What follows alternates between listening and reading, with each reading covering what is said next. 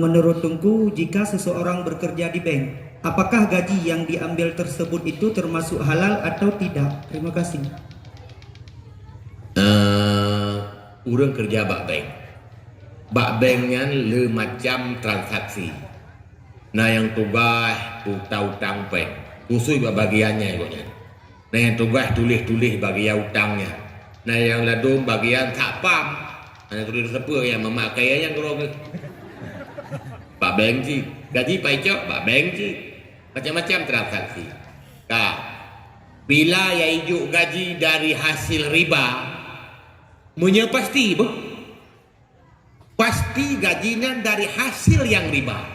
Berarti dia sedang bekerja kerja riba, gaji juga haram dimakan.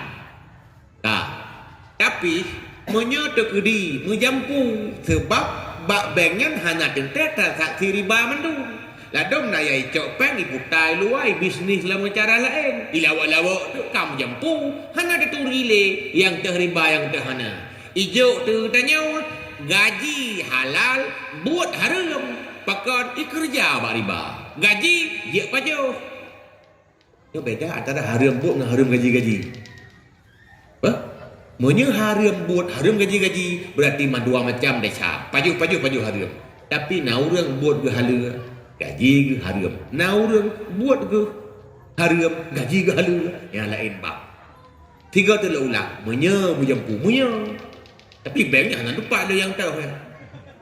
Munye mujampu-jampu hana pasti pengen dia BO, pengen BO dari koh kirim barang BO, koh transfer BO, kamu jampu-jampu. Yan, ya kamu jampu kajian diterima gaji.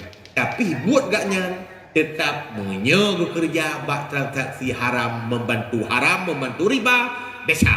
Nya hana tawar menawar li. Gaji sagai munye narijian baru itim halia. Wallahu a'lam. Tungku.